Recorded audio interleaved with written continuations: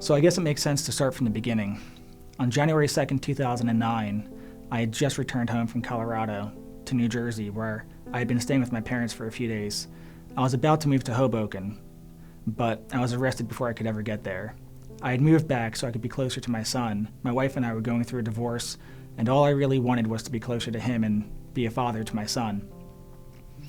But on that day, I received a text message, and my wife was letting me know that she was canceling my visitation for the 4th week in a row. For an entire month, I'd been unable to see my son, and I asked my family for help, but they weren't able to help. And after an argument, I packed up my car and I started driving to Hoboken to my new apartment. That's when I got the first phone call from the police. They wanted to know if I was okay, and they asked me if I was suicidal, and I said I wasn't suicidal, and then they asked me to come back so they could check me for bruises to make sure that I wasn't assaulted. That seemed a little disingenuous to me, so I just told them that I was fine and nobody had assaulted me, and I asked them if I was legally obligated to come back. They said no, so I didn't, and we hung up the phone.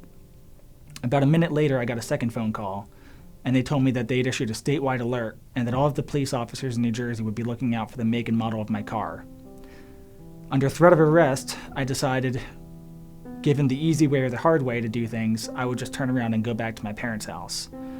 And that's when I started the nightmare that has lasted for the past 5 years. The biggest mistake that I've made was returning back to my parents' house. There was no probable cause, no crime had been committed. All I did was own firearms in a state that doesn't like guns.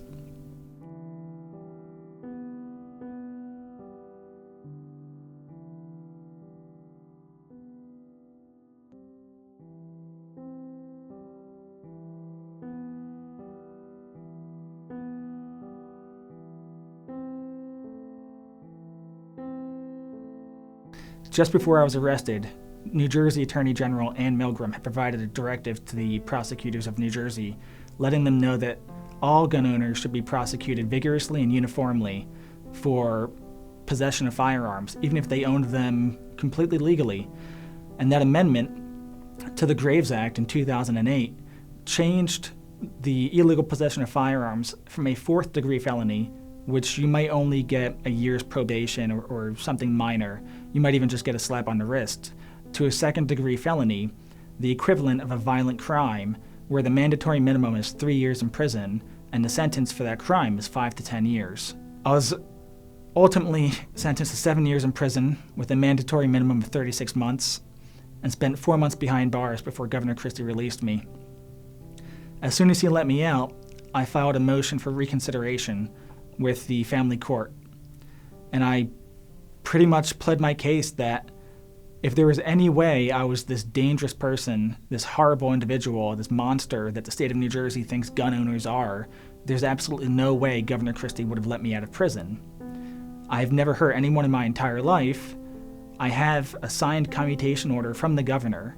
Can I please see my son? And the family court judge essentially said, as far as he was concerned, nothing had changed. The governor's intervention didn't change the fact that I was a convicted felon or the fact that I was convicted of owning firearms, and he wasn't convinced that I couldn't get firearms if I wanted to.